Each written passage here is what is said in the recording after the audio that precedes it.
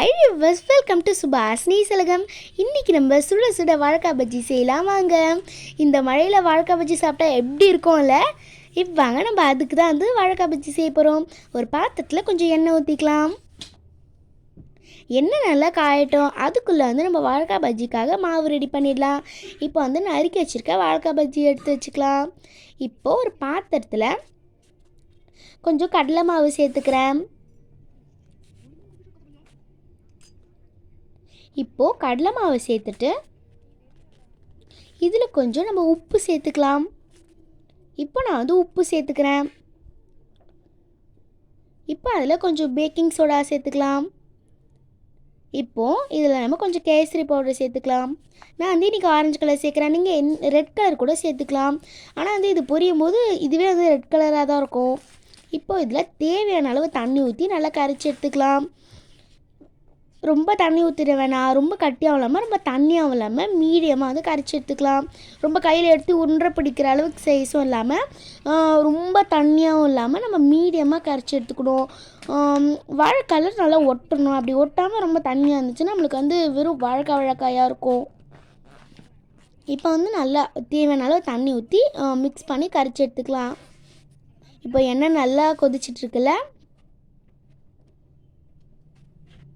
இப்போ இங்கே நம்ம வாழைக்காய் பஜ்ஜிக்கானது ரெடி ஆயிடுச்சு.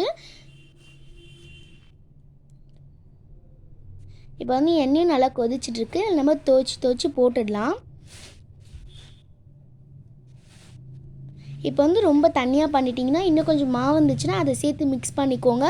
அப்படி மாவு இல்லைன்னா அது வேஸ்ட் தான். நம்மளால் வேறு எதுவுமே பண்ண முடியாது. அதனால் ஃபஸ்ட்டே கொஞ்சம் பார்த்து நிறைய தண்ணி சேர்க்காமல் கொஞ்சம் பார்த்து சேர்த்து மிக்ஸ் பண்ணிக்கோங்க. இப்போ கொஞ்சம் லேசாக பொரிஞ்சிட்டோன்னே நான் திருப்பி போட்டுக்கிறேன். இப்போ நான் திரும்பி வாழைக்காய் பஜ்ஜி சேர்க்குறேன். நல்லா அதில் எடுத்து மிக்ஸ் பண்ணிவிட்டு நம்ம நல்லா சேர்த்துக்கலாம். இப்போ நம்ம உடனே திருப்பி விட்ற வேணாம். கொஞ்சம் நேரம் அது வேகட்டும். உடனே திருப்பி விட்டோம்னா நம்மளுக்கு உடஞ்சிரும். அப்படி இல்லைன்னா மாவு தனியாக வாழைக்காய் தனியாக வந்துடும்.